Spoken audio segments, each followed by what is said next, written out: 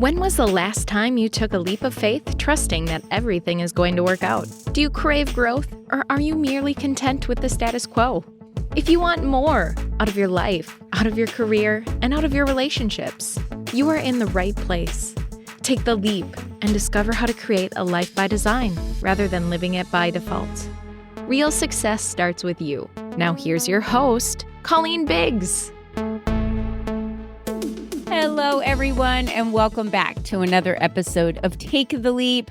I am your host, Colleen Biggs. And as you know, on this show, week after week, we dive into the subjects that help you design your life rather than allowing your life just to happen for you. You know, taking the leap is really about doing things that are uncomfortable. If we stay in our comfort zone our entire lives, then we're really dying. We're just biding our time to die. We're really not growing. And I believe in growth. And today, my guest, Alison Jacobson, and I, we believe that when you are in a growth mode, you have to conquer a lot of self-doubt. Self-doubt comes up every area in our life, no matter if you're an entrepreneur, if you're a W-2 employee, no matter what it is that you do, self-doubt comes up.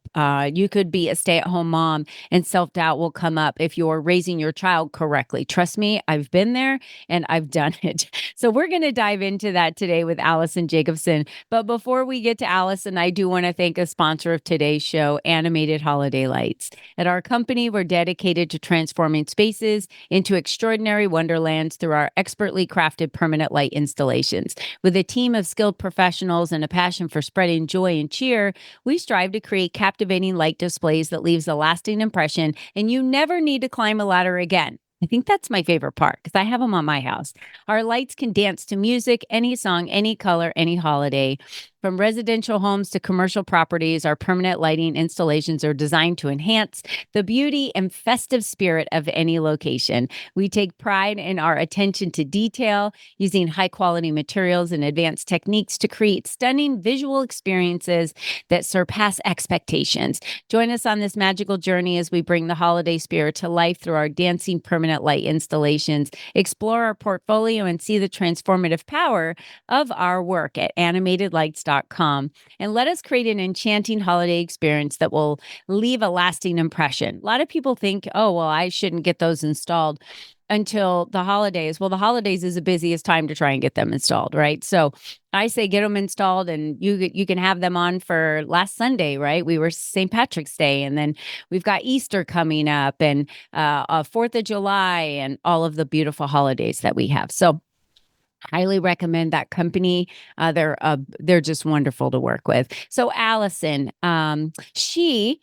Jacobson, she helps women like you, or if you're a man listening to the show, she helps men, like this show is about men and women today. So I need you to be here because self-doubt is there. But Alison works with women to be confident, sexy, and successful in the second chapter of their life. So through her one-on-one coaching and online courses, she's helped thousands of women reimagine who they want to be, overcome their fears, and create happy, peaceful, and abundant lives. She's the author of Daily Inspiration for Midlife Women, a guide to peace, joy, confidence, and abundance. She's also the host of the podcast Midlife Mavericks, Living Life Happy, Healthy, Sexy, and Strong, and is a motivational speaker for corporations and organizations on how to overcome midlife doubt to succeed in work and life. Alison, welcome to today's show. Thanks for having me, Colleen. You know, we were just talking about how you were having a conversation where you were a speaker Monday at an organization, and you were just blown away of the age range from 30 to 70 of is it possible, Alison, that we think we overcome self-doubt at some point in our lives? Because I know that I now recognize it, but I don't think at any point we completely overcome it. If you are someone that completely strives and gets out of your comfort zone to grow, you're always going to hit self-doubt along the way of something new again. Absolutely. Yeah. And like you said, it comes in everywhere in our life and in different stages. Mm, And so, like you said, the 30-year-old new mom might be having self-doubt about parenting, but that other person who is in their 50s or 60s might be having doubt about ageism and what's happening now mm, and how their life is changing. So I don't think it ever ends, but I do think there's ways to manage it so that mm. it doesn't prevent you from going after your goals and your dreams. Yeah.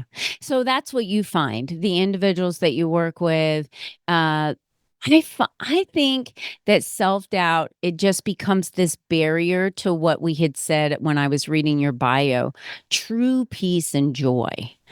Like, when is someone truly happy? Like, they really feel like, I'll tell you, when I ride a roller coaster, I am, like, at peace, and I'm happy, and I'm laughing, and I'm a lot of joy.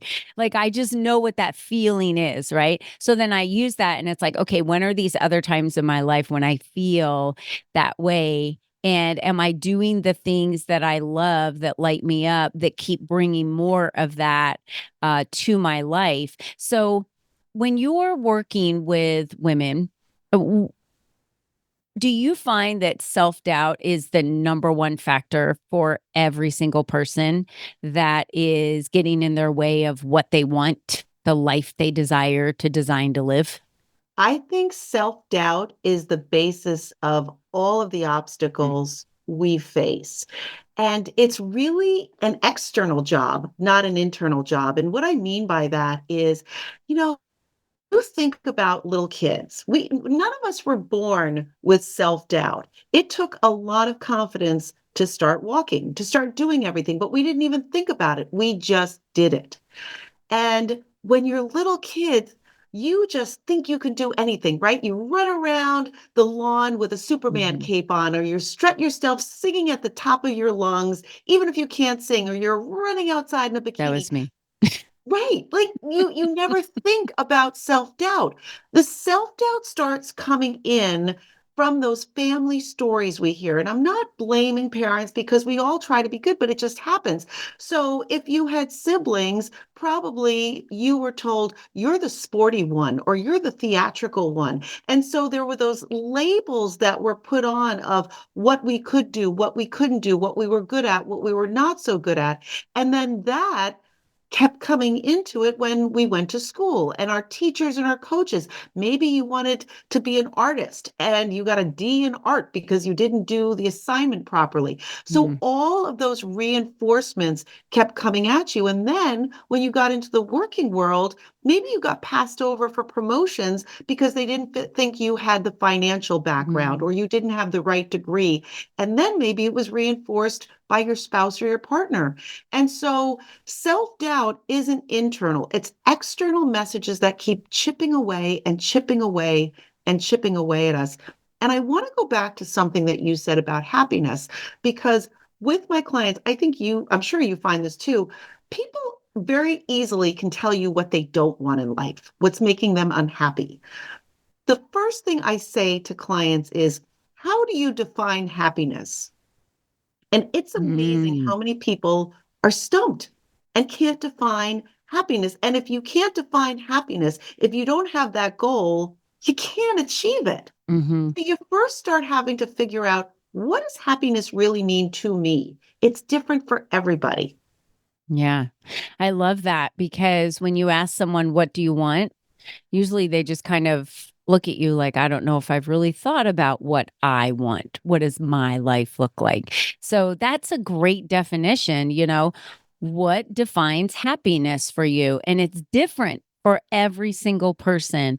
And I think that's important. And so I'm challenging everyone listening today to think about, how do I define happiness for me? What does that mean? And write it down. Write it down. And that's the first step to working towards achieving what that happiness looks like. So you had said that there's really four steps to this process to conquering a self-doubt. And what does self-doubt look like? Maybe we should define it first. So Allison, what does self-doubt mean to you?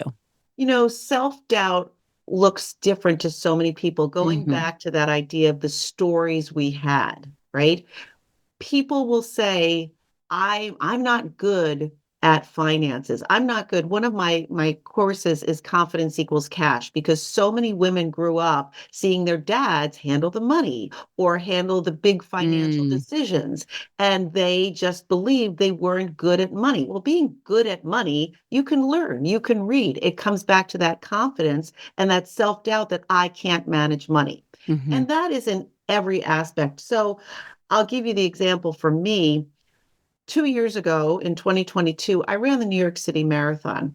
I have never run in my life. I went from running 1 mile to 26 miles in under a year at 57 years old. And Congratulations. That's huge. thank you. And I had a ton of self-doubt, absolutely a ton of self-doubt. So when I talk about those 4 criteria, it really is the life lessons I learned in training for the marathon. And I had a lot before that I've gone through, and I built my businesses.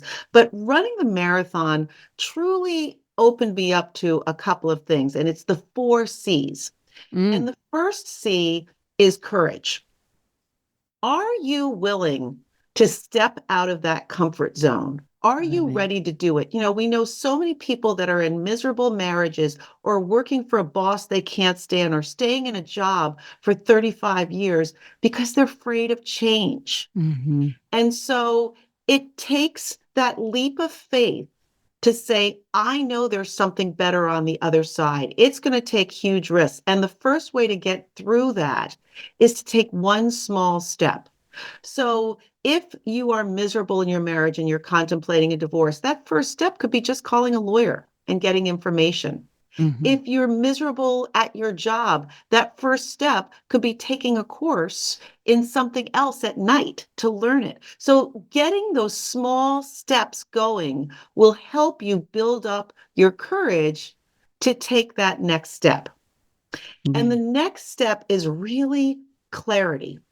Colleen, when you were saying about clients coming to us, there's a lot of times people will come to me and say, I want to make $100,000. Well, why?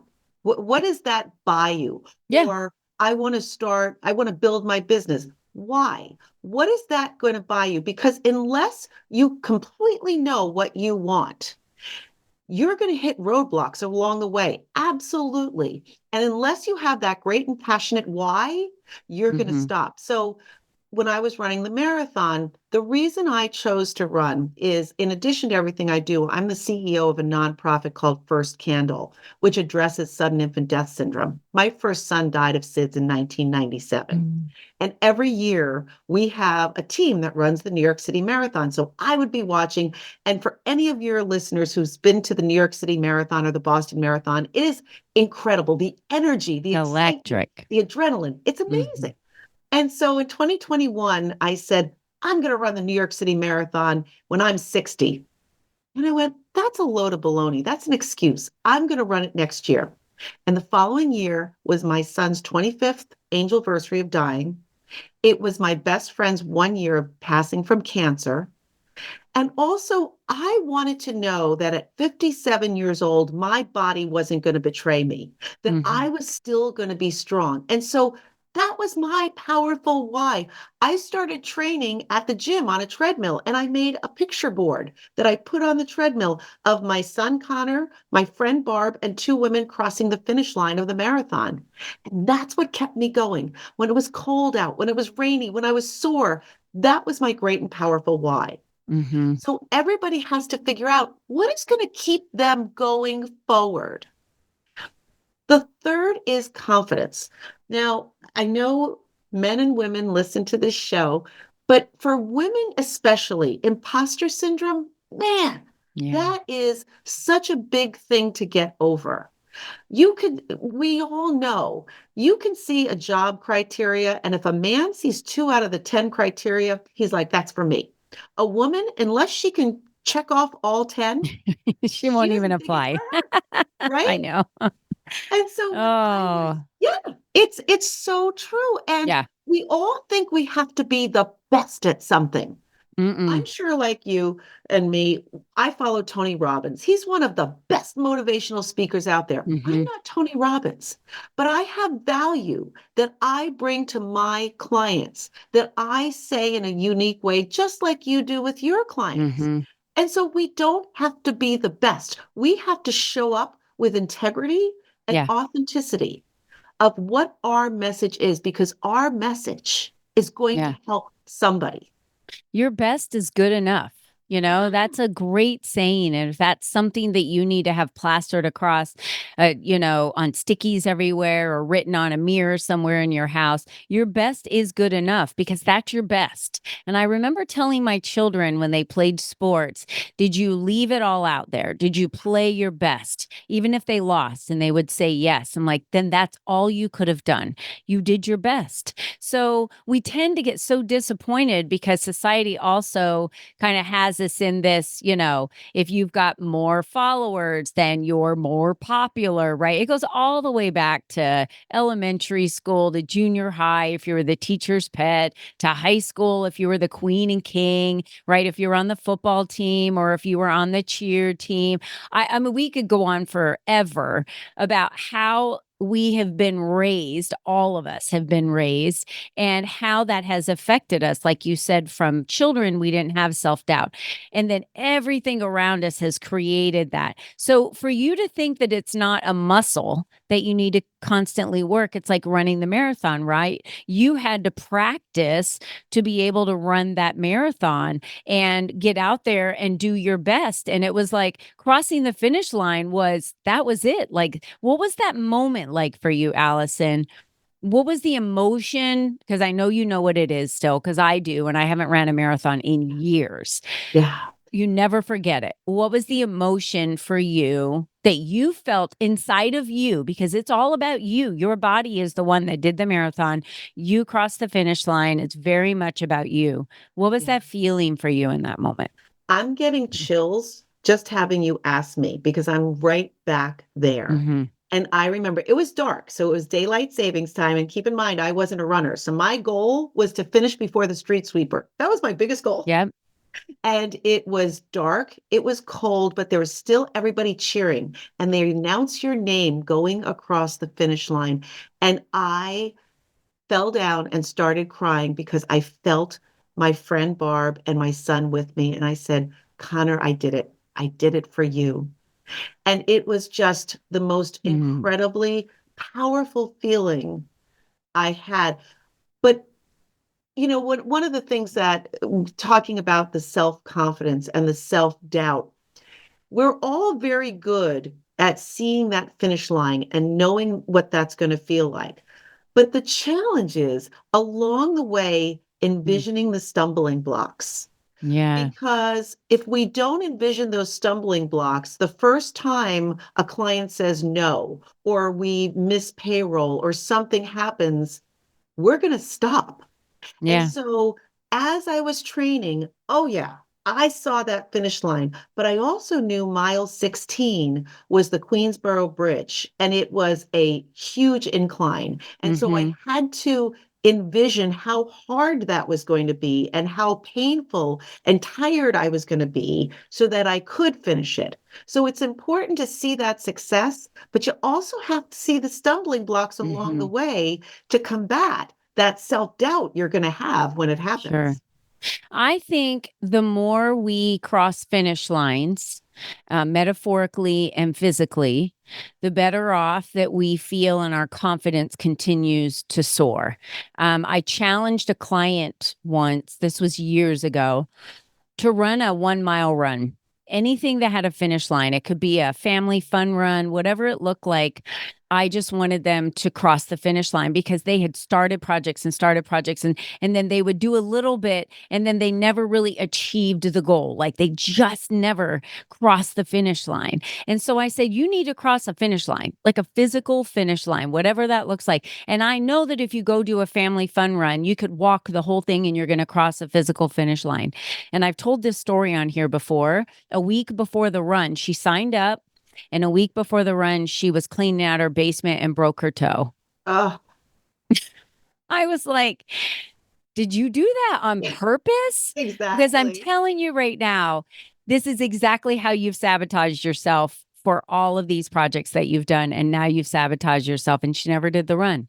Oh. And so I guess I want to put the challenge out there to everybody listening today. Like, are you self-sabotaging Mhm. yourself so that you don't have that confidence you need and you're blaming it on other things that essentially it's still your responsibility for us to rise. It was your responsibility to say, I want to challenge myself to do something different. I've done that before. I've ran a half marathon on 2 days' notice without training just to be there for my brother-in-law and see if I could challenge myself. Yeah. I've spent 2.5 years getting a black belt, doing things I had never done before, challenging Exactly. my body, challenging my mind. I do believe that when you challenge yourself and you're willing to take action, then you grow and you that kind of confidence becomes a little bit more secure, and then you know how to recognize when you start self-sabotaging or when those kind of snipers come in, I say, from the outside, right? So we've talked about 100%. two of those. Well, 3. Clarity. So it was Oh, the we talked about first was three. courage, Yep. clarity, Courage. confidence, and the last Yeah. one is consistency. Now, Mhm. I really talk a lot about law of attraction and manifesting because it's worked in my life, it's worked in my clients' life, but I always say I'm one part spirituality, one part practicality. You could have law of attraction wanting to start your business, but if you are not going out there and networking, if you're not starting, it's not going to happen. Mhm. And so you've got to have that consistency working. Going back to the marathon, there were many days where it was baking hot or it was freezing cold, and I didn't want to get out of bed. But I knew that I was never going to Yeah. accomplish it unless I had some consistency. Mhm. And that's what's really important in whatever goal you have is to keep going at it one small step at a time. We talked a little bit about envisioning the challenges, but you also have to have those small successes along the way Mm. so that you do keep going. So when I was training, like I said, I had never run. When I could run 3 miles, I celebrated. When I was able to run 7 miles, I celebrated. Mhm. So whatever those small wins are, if you just, start your business and develop the business card, Mhm. celebrate the small wins so you keep getting moved to keep going further and further and further. How interesting is it that we tend to forget how far we've come? And that's like I love to do that with people. And even if it's someone I just met and I can tell they're struggling and we start talking, I'm like, when have you ever not been able to complete a project like this? Was there a time ever in your past? And they're like, no. So what makes you think now you're not going to complete it? What is it? And they're like, well, I never thought about that, but it's like, well, think about your past and how far you've come and everything you've been able to accomplish. And I look back at just the times that I was a young mom and all that I had to go through and how I survived all that. And I think Yeah, those were hard problems. This is super easy, you know? well, So I yeah, do think that reflecting and going back and looking at how far we've come and the accomplishments, it puts things in perspective for us.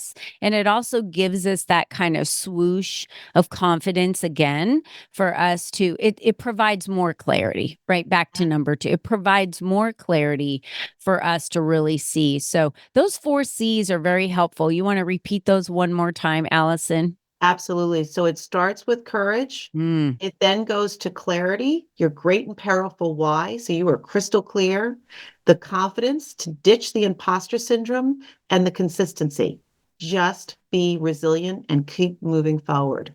yeah. I love that. It's beautiful. And I know many of you out there are like, how do I get in touch with Alison Jacobson? I have all of the information at your fingertips here ready for you to click on it. But what is the best way, would you say, that which social channel do you enjoy the most that I you hang out? I really love hanging out on Instagram, so it's Me too. underscore Alison Jacobson, But of course, everything is on my website, which is alison-jacobson.com.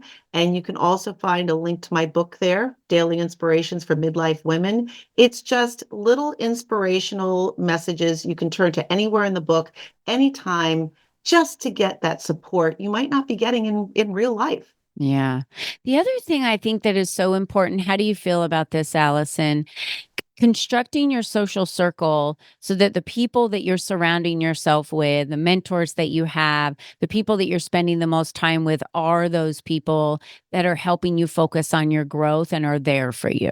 Do you have those people in your life? I absolutely do. In fact, I went to a wonderful women's circle last night that was so powerful. I didn't know any one of them. And now I feel like I walked away feeling just completely supported. And it's amazing, especially as business owners, how Mm. we will take advice from people who have no business giving it. I always say, when you're a mom, would you take parenting advice from a single 20-year-old? Of course not. But as No. entrepreneurs, we're more than happy to listen to great Uncle Ed, who never had a business in his life, say, well, this is really risky. I don't know. You want to make sure you're getting advice from people who have walked that path and can support you and not just yes you to death, but have some real life experience to Yeah. offer. I agree. I did the exact same thing last night and I met up with about 8 ladies and I had known some of them a little, like seen them or heard their names. But I was posting this morning on social media saying it was so nice to get we sat at like a wine bar. It was so nice to meet with a bunch of women who we all had different professions. We all had different hobbies and I was intellectually stimulated Yeah. by the women around me. And I think that's so important that we put ourselves in those positions and just sit and get to know people and connect and spread kindness and have conversations and be willing to listen and learn from other people at the table. And then I find myself, when I do know someone and I love what they do, I'm just shouting from the mountaintops about Yes. them on a regular basis. So who are those people that are missing out of your life that are really going to help you become more confident, more sexy, more successful in the second chapter of your life, which is what Alison does? I think we need to be very aware that that is something we need to construct, just like we need to design our life. That marathon for you never would have happened if you weren't aware that you needed to do some things in your life to design it a specific way. And now you've done something that you can shout from the mountaintops about and be proud of and say, this is what I learned along the way. And these are the lessons I was taught just from signing up for a marathon. You spent under $500 to do something that has changed your entire life because of the preparation it took for you to do that for one day, right? Under 7 hours, I guess or under 8 hours, right? Is that what Yep. it is? Under 8 Yeah. hours? It was, I ran it in 6 hours and 49 minutes. Wow. So, yeah. That's amazing. 6 hours and 49 minutes. That's a long way. For those of you that don't know, I just remember getting up early in the morning and going to a dark parking lot and then putting you in a bus and driving you Yes. to your start. And you're like, and I have to run back to my car. You're driving forever Yeah. far away. And then you're Exactly. like, I have to run back to my car. This is so not great, but we can do it. So what have you not challenged yourself with? I'm going to keep pushing that to the listeners today to say that it doesn't happen. You cannot conquer self-doubt unless you on purpose say, I want to conquer this in my life. I need change. I want to be happy. I want to be confident. I want peace and joy in my life. So ask yourself the question, what does that look like? Right, Allison? You said it Absolutely. beautifully. And have a sense of wonder. Be naive. Beautiful. Listen, if I had known what it would really take to run a marathon, I don't know if I would have done it. Mm-mm. And so I was blissfully naive, and that allowed me. I'll never forget, and you'll appreciate this. When I first started training, people are like, "What training method are you Mm. using?" And I was like, I don't know. I'm Forrest Gump. I'm just going to run till I stop." I didn't even know there were training methods. So Yeah. have a sense of wonder when you go into a new adventure.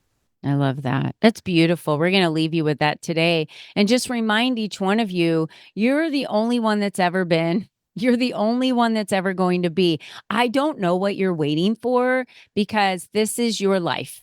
So we can't change anything we did yesterday, but we can certainly plan for what our future looks like tomorrow. Right?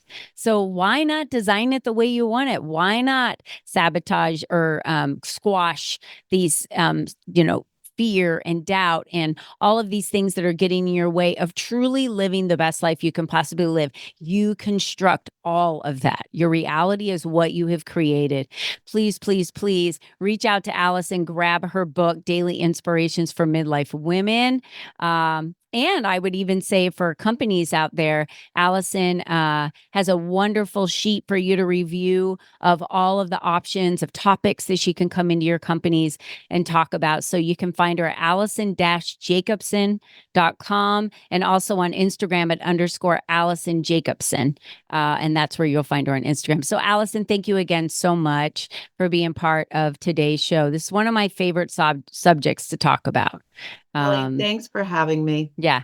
You're an amazing woman. I'm so glad we met. And thank you to all of our listeners out there for keeping us in the top 1% global in podcast. And Alison, thank you again. For all of you, don't forget, be you and be strong. Bye-bye for now.